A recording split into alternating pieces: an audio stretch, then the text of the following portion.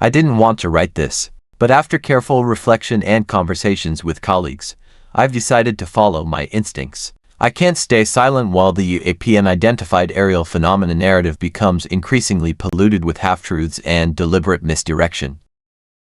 In this post, I'll share information and documentation that won't be accessible through FOIA requests. I'll also provide my perspective on anti-gravity technologies and the current state of the UAP field, especially where intelligence operatives disguise themselves as whistleblowers or truth-tellers. What I'm sharing is based on nearly 4 decades of first-hand experience and observation. I hold a degree in electrical engineering from a university in the southern United States. I won't name the institution, as doing so would make it easy for those within the Department of Defense to identify me. Few graduates from that school were ever recruited into the programs I was part of. I was brought into black operations shortly after college, specifically working on microelectronics and pulse power systems. In these programs, your value isn't determined by your academic resume. It comes down to 2 things: your ability to think unconventionally and your ability to stay silent. I don't claim to know everything, but what I do know, I will share, especially now.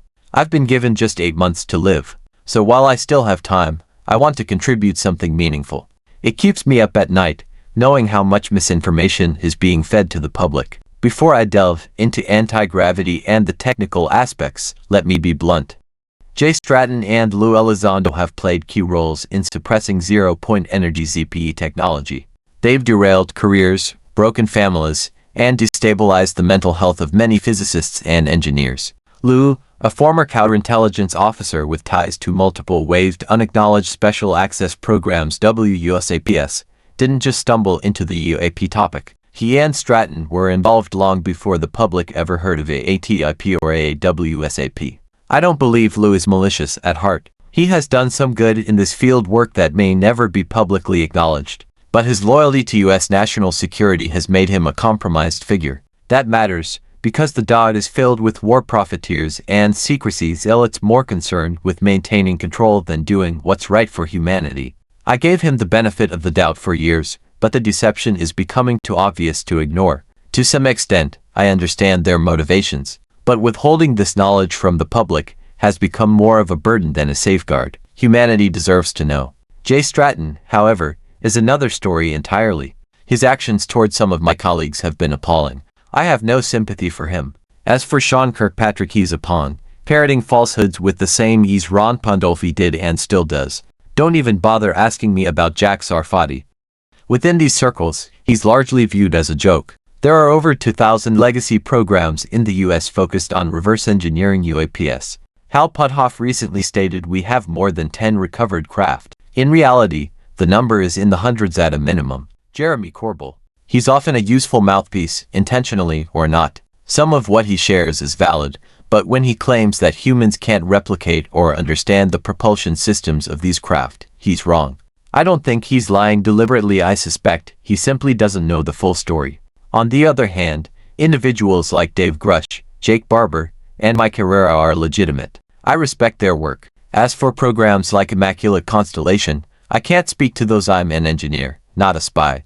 That said, when you've been in this field long enough, you pick up the tradecraft and learn how to navigate it. Anti-gravity technology is real. Humans have achieved functional systems through both original invention and reverse engineering. These efforts are not mutually exclusive. When I say functional, I mean craft that are capable of leaving our solar system. As outrageous as it sounds, it's true. Some breakthroughs were purely human-driven, others were aided by recovered materials.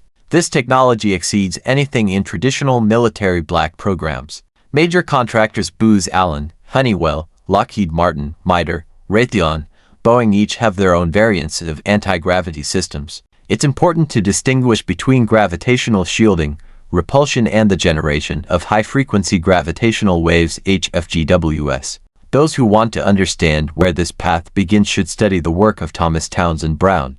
ZPE manipulation hinges on the electromagnetic vector potential. That's as much detail as I'll provide here. I was personally involved in a project that combined Tesla turbines, plasma toroid chambers, microwaves, crystals, powerful rotating magnets, and other accessible components to generate kilowatts of gravitational waves, what some refer to as gravitons. This was built in a private BE lab for under $3 million.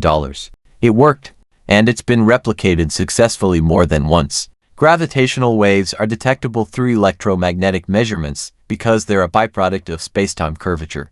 Metamaterials aren't necessary to demonstrate gravity-based phenomena on a macroscopic level. That's a fact. In some of the files I'll share, you'll see that Soviet researchers coined the term rotational gravitation, believing rotating masses could emit and receive gravitational waves. If they thought it was worth experimental investigation, why aren't we doing the same at least publicly? Oh, right, at asterisk is asterisk being done, but the results are classified indefinitely. Ask J. Stratton why he prevented inventors from getting their own labs. Many were working with rotating capacitors, something the Soviets aggressively explored.